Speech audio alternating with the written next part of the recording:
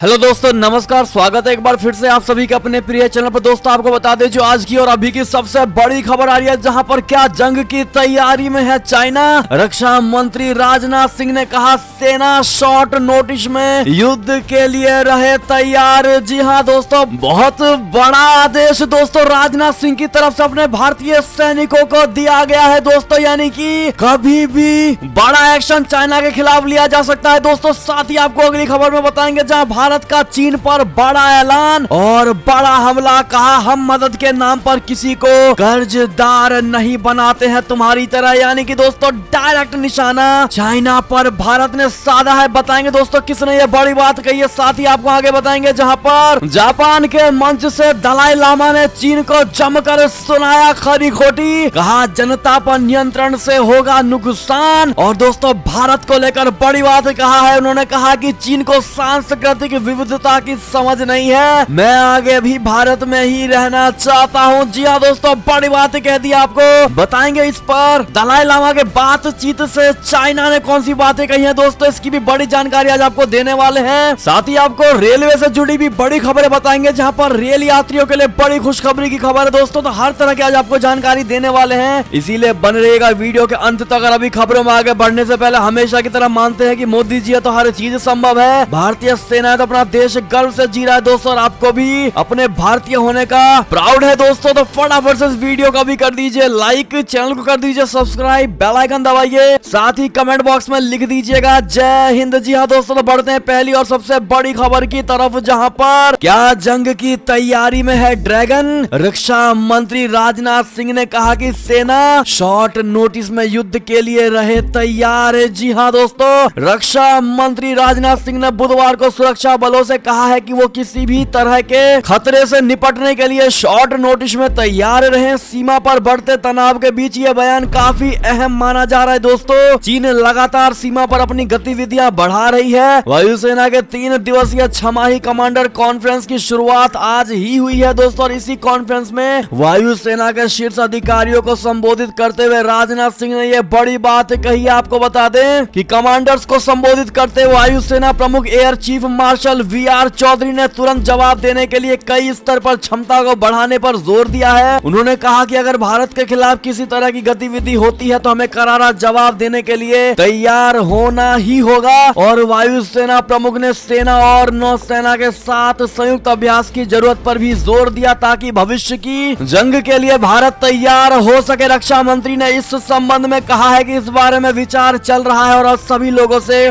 बात चल रही है। जी हाँ दोस्तों, आपको बता दें कि मिलिट्री अफेयर्स विभाग यानी डीएमए की अध्यक्षता कर रहे chief of defence staff general Bipin Rawat ने तीनों सेनाओं से कहा है कि थिएटर कमांड को तैयार करने के लेकर अध्ययन करें और 6 महीने में अपनी विस्तृत रिपोर्ट सौंपे। यानी कि दोस्तों रिपोर्ट जमा करने की समय सीमा सितंबर 2022 से घटाकर अप्रैल 2022 कर दी गई है दोस्तों, यानी कि समय सीमा घटा दिया गया। इससे आप साफ अंदाजा लगा सकते हैं कि भारतीय सेना कितने जल्दी में दोस्तों इन सभी तैयारियों को पूरा करना चाहती है दोस्तों, और चाइना को लेकर बिल्कुल सतर्क होती नजर आ रही है अपनी भारतीय सेना। ऐसे में आपकी क्या राय सुझाव होगी बताइएगा जरूर दोस्तों।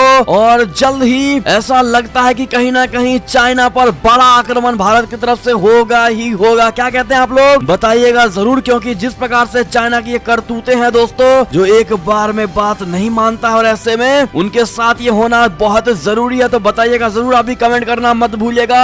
भारत के सपोर्ट में चलते हैं अगली खबर की तरफ, जहां भारत का चीन पर बहुत बड़ा हमला। कहा हम मदद के नाम पर किसी को कर्जदार नहीं बनाते हैं। जी हाँ दोस्तों, चीन और अपनी कर्ज नीति के लिए कुख्यात है। वो पहले दूसरे देशों को अपने कर्ज के बोझ में दबाता है और फिर इसका फायदा उठाकर उनसे सौदेबाजी करता है दोस्तों। संयुक्त राष्ट्र में भारत ने चीन की इस रणनीति पर जोरदार प्रहार किया। भारत ने मंगलवार को संयुक्त राष्ट्र सुरक्षा परिषद में कहा है कि उसने हमेशा राष्ट्रीय प्राथमिकताओं का सम्मान करते हुए वैश्विक एकजुटता को बढ़ावा देने की कोशिश की है। चीन का नाम लिए बगैर भारत ने कहा है कि हमने ये भी सुनिश्चित किया है कि हमारी सहायता किसी को कर्जदार ना बना दे। बता दे वर्तमान अध्यक्ष मैक्सिको की अगुवाई में सुरक्षा परिषद में अंतर्राष्ट्रीय शांति एवं सुरक्षा का पालन, बहिष्करण, असमानता और संघर्ष विषय पर आयोजित खुली बहस के दौरान दौरान विदेश राज्य मंत्री डॉक्टर राजकुमार रंजन सिंह ने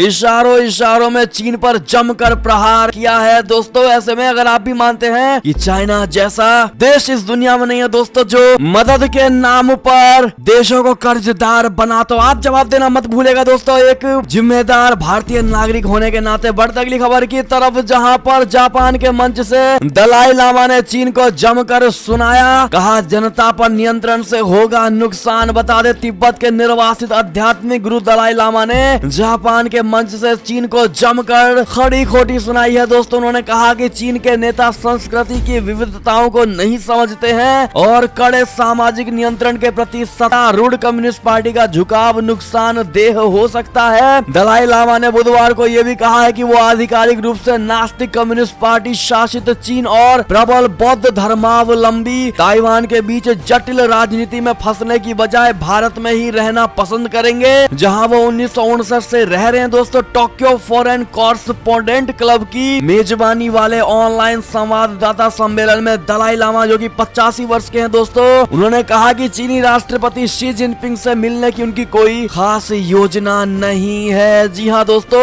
यानी कि दोस्तों साफ साफ दलाई लामा ने पूरे विश्व स्तर पर बता दिया है कि वो भारत में ही रहना चाहते हैं। इससे दोस्तों एक सिक्योरिटी भारत को और मिल जाती है, सभी देशों के सामने भारत की इमेज और भी ज्यादा अच्छी बन जाती है। दोस्तों जब दलाई लामा जैसे धर्मगुरु ये कह दें कि भारत बहुत सिक्योर है, सुरक्षित है और हम यहाँ रहना चाहते हैं क्योंकि हमारा सारे अधिकार हमें मिले हुए हैं, यानी कि दोस्तों कहीं ना कहीं इन्होंने सिर्फ भारत में रहने की बात कहकर भारत का मान नहीं बढ़ाया। दोस्तों एक ही इस शब्द में बहुत से मीनिंग निकल कर आ रहे हैं दोस्तों जो भारत के लिए बहुत फायदेमंद है। ऐसे में आपकी क्या राय होगी दलाई लामा के इस वचन को लेकर और बात को लेकर कहना जवाब देना मत भूलिएगा दोस्तों। साथ ही आपको बता दें जो अगली बड़ी खबर आ रही है, जहां पर दिल्ली प्लान में हुआ ऐलान, आतंकवाद का गढ़ नहीं बन पाएगा अफगान। 8 देशों की मीटिंग में हुई है ये बात। बता दें दिल्ली में 8 देशों के राष्ट्रीय सुरक्षा सलाहकारों की मीटिंग में अफगानिस्तान के हालात को लेकर बात हुई है। इस मीटिंग में यह तय करने पर जोर दिया गया है कि अफगानिस्तान कट्टरपंथ उग्रवाद से मुक्त रहे एवं कभी वैश्विक आतंकवाद का स्रोत ना बन पाए। इसके अलावा अफगान समाज में सभी वर्गों को भेदभाव रहित एवं एक समान मानवीय मदद मिलने को लेकर भी सहमति बनी है। राष्ट्रीय सुरक्षा सलाहकार अजीत डोभाल की अध्यक्षता में यहाँ हुई इस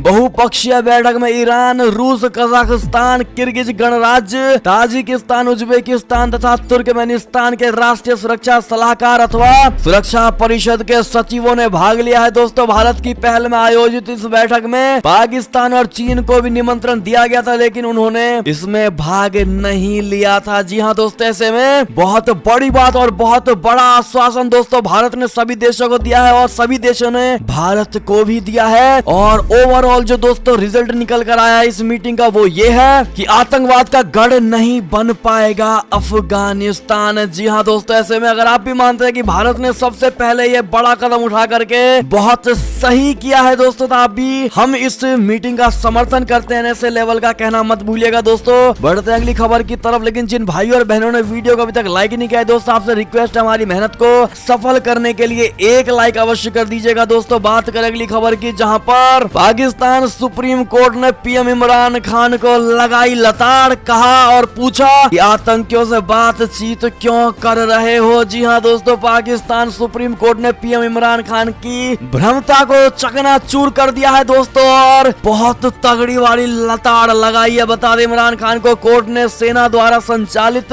एक स्कूल पर 2014 के आतंकी हमले की सुनवाई के दौरान सवालों के घेरे का सामना करना पड़ गया। सुप्रीम कोर्ट ने इमरान खान से पूछा है कि वो सैकड़ों लोगों की मौत के दोषियों के साथ क्यों बातचीत कर रहे हैं। कोर्ट ने कहा है कि सरकार को बच्चों के माता पिता की बात सुननी चाहिए और दोषियों के खिलाफ कार्रवाई करनी चाहिए। जस्टिस अमीन ने कहा है कि आप हत्यारों को बातचीत के मेज पर ला चुके हैं, क्या हम दोषियों के साथ एक बार फिर साइन करने वाले हैं। यानी कि दोस्तों पाकिस्तान के सुप्रीम कोर्ट ने भी दिखा दिया है इमरान खान को आईना कि वो कहीं ना कहीं बहुत बड़ी भूल कर रहे हैं दोस्तों आतंकवादियों का साथ देकर। इस पर आपकी क्या राय होगी दोस्तों, विचार देना और प्रकट करना मत भूलिएगा। चलते अगली खबर की तरफ, जहां अमेरिका ने भी माना पीएम नरेंद्र मोदी जी का विजन, बना इंटरनेशनल सोलर अलायंस का हिस्सा। जी हाँ दोस्तों, पूरी दुनिया में सौर ऊर्जा की कम दरों में उपलब्धता के लिहाज से शुरू किए गए इंटरनेशनल सोलर अलायंस का अमेरिका भी हिस्सा बन गया है दोस्तों।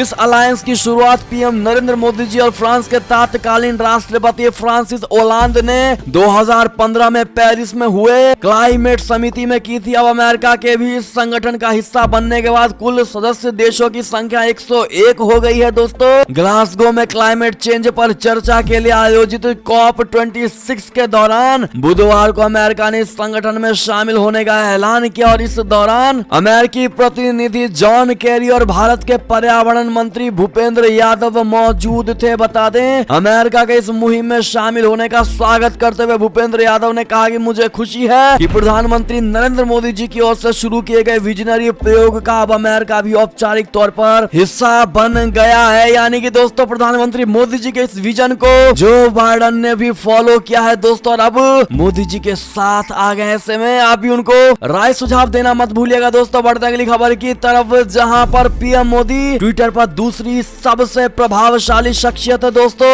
आपको आखिर बता दे पहले नंबर पर कौन है। दरअसल ट्विटर पर 50 सबसे प्रभावशाली लोगों की सूची में प्रधानमंत्री नरेंद्र मोदी जी दूसरे नंबर पर हैं और पहले स्थान पर अमेरिकी गायक टेलर स्विफ्ट को जगह मिली है। Consumer intelligence company brand watch ने वार्षिक रिसर्च के आधार पर यह लिस्ट तैयार की है दोस्तों। इसमें प्रधानमंत्री नरेंद्र मोदी जी को ट्विटर पर दूसरी सबसे प्रभावशाली शख्सियत के रूप में पेश किया गया है। यानी ट्विटर पर उनके आगे कोई और नेता नहीं टिक सका है। इसका ये मतलब है दोस्तों, आपको बता दें कि इस लिस्ट में सचिन तेंदुलकर का भी नाम शामिल है। दिलचस्प बात दोस्तों ये है कि लिस्ट में सचिन ने अमेरिकी actor Dwayne Johnson, Leonardo DiCaprio और अमेरिका की पूर्व प्रथम महिला मिशेल ओबामा सहित कई हस्तियों को पीछे छोड़ दिया है। ऐसे में दोस्तों अगर आप भी मानते हैं कि आज नहीं कल नरेंद्र मोदी जी पहले स्थान पर भी होंगे तो ये बात आप उनको आशीर्वाद देते हुए कमेंट में जरूर कहिएगा दोस्तों। देखते हैं कहती है कि नहीं अपनी भारत की जनता। बढ़ते हैं दोस्तों अगली बड़ी खबर की तरफ, जहां पर LAC किनारे चाइना की नई साजिश का खुलासा हुआ है दोस्तों। जहां मॉडल गांव के बहाने सैन्य बस्तियां बसा रहा है ड्रैगन। जी हाँ दोस्तों, बड़ी खबर आ रही है। ये भी बता दें अभी की सबसे ब्रेकिंग न्यूज, जहां LAC के पास चीन बड़ी तेजी से मॉडल गांव बना रहा है और ये नाटक कर रहा है कि वहां आदिवासी और जनजातीय आबादी को बसाया जाएगा। लेकिन सच्चाई दोस्तों चाइना की निकलकर सामने आ गई है, जहां पर ये चीन का एक और धोखा है दोस्तों। आज तक संवाददाता अभिषेक भल्ला ने रिपोर्ट दी है कि चीन रिहायशी बस्ती के नाम पर सैन्य ढांचे खड़ा कर रहा है दोस्तों। और चीन के ये निर्माण न सिर्फ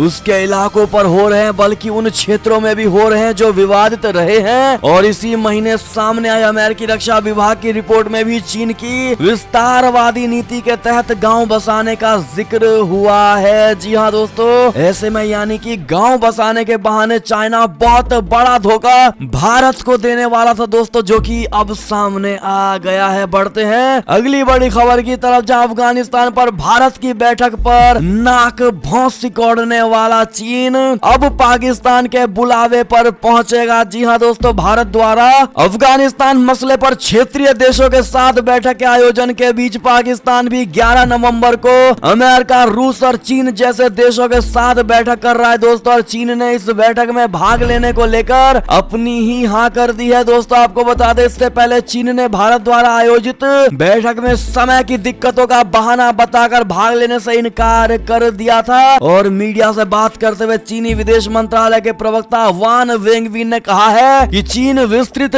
ट्रोइका बैठक की पाकिस्तानी मेजबानी का समर्थन करता है और हम दुनिया में आम सहमति बनाने के लिए अफगानिस्तान में स्थिरता के लिए अनुकूल सभी कोशिशों को का समर्थन करते हैं दोस्तों। वेनबिन ने आगे बताया कि अफगानिस्तान में चीन के विशेष दूत यू जियो योंग पाकिस्तान द्वारा आयोजित इस बैठक में भाग लेंगे। यानी कि दोस्तों पाकिस्तान ने जब मीटिंग के लिए बुलाया तो चाइना ने तुरंत हामी भर दी और आने की बात कही है। यहाँ तक कि दोस्तों खुद चाइना ने इसके लिए मीडिया का भी सहारा लिया है दोस्तों। लेकिन जब भारत ने बुलाया था तो हाथ मुंह नाक चमकाने लगा दोस्तों और मना कर दिया, समय का बहाना बनाकर। ऐसे में ये साफ झलकता है कि कौन किसको सपोर्ट कर रहा है दोस्तों। आप भी समझ पा रहे होंगे। अपना राय सुझाव देना मत भूलिएगा। इस खबर पर चलते हैं और बात करते हैं अगली खबर की, जहां पर अमेरिका से जुड़ी खबर। सबसे अहम समस्याओं पर ध्यान नहीं दे रहे हैं राष्ट्रपति जो बाइडन, गिर रही है उनकी लोकप्रियता। बता दें अमेरिका में 2022 के मध्यावधि चुनाव से पहले एक पोल में सामने आया है कि 58% नागरिक मानते हैं कि राष्ट्रपति जो बाइडन देश के सबसे अहम मुद्दों पर जरूरत के अनुसार ध्यान नहीं दे रहे हैं। और ये जानकारी CNN के एक पोल में सामने आई है जो बताता है कि जो बाइडेन की लोकप्रियता में खासी गिरावट आई है। दोस्तों, पोल में हिस्सा लेने वाले लगभग 36% लोगों ने कहा है कि देश में इस